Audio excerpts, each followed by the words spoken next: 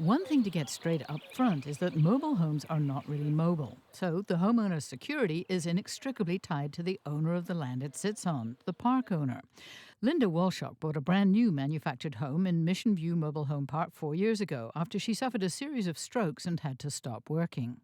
We've been priced out of stick-built homes. We've been priced out of apartments.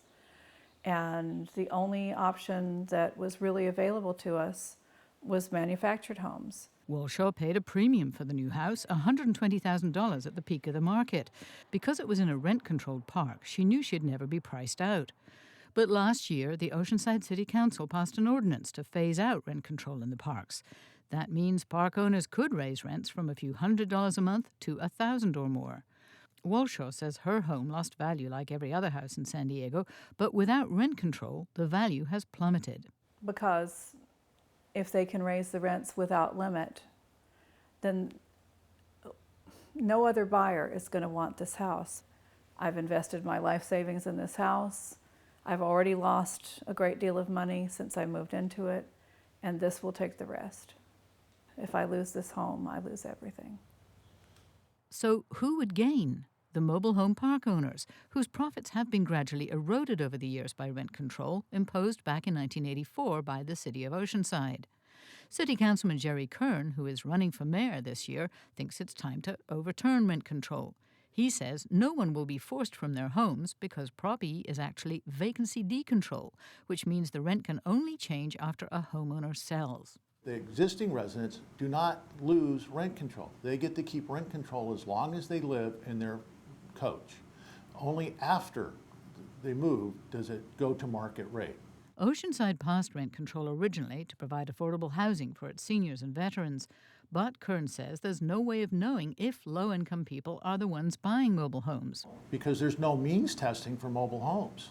Kern says some people use mobile homes as their second home.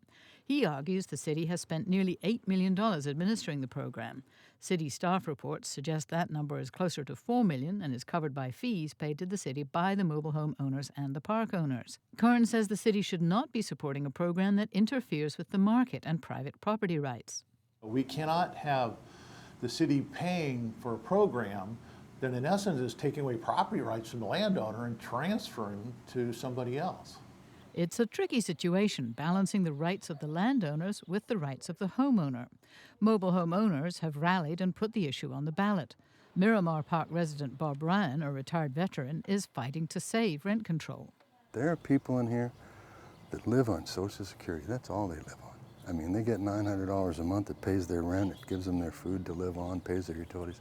It's sad that those people are going to be impacted by this. And if they're not impacted immediately, they will be within a year or two. Ryan says there are people who've tried to sell, perhaps to finance their transition to assisted living, but couldn't find a buyer willing to risk hefty rent increases. They ended up selling to the park owner for pennies on the dollar. Ryan says the park owners could raise rents as a way to force people out and then turn the land over to more profitable developments. At a recent forum on Oceanside's cable channel KOCT, Amy Epston said that's not going to happen. Epston is part of a family-owned mobile home park business. We're not in the development or apartment or any other business like that. We're in the mobile home park business. Epston's grandfather built some of the first mobile home parks decades ago. When vacancy decontrol passes, the owners will have a pride of ownership again. They'll want to, create more amenities in the park, and they'll want to redo the streets and, upgrade the electric and, fix the pools and the decks. I mean, that stuff costs money, and right now there's not money to do it, but with vacancy decontrol, that money would be there. Epston says several of Oceanside's parks are family operations, but most are run by large corporations, some from out of town. Park owners have poured almost $300,000 into the campaign to pass Proposition E. The Oceanside City Councilwoman who originally brought in rent control in the parks back in 1984 is Melba Bishop.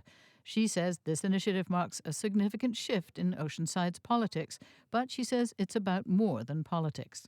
Remember that this issue is about your mom, your dad, who are can live in a place where they can take care of themselves, or they can come and live with you. The vote in June does pit one kind of property owner against another, and it will be a bellwether of the changing political climate in Oceanside.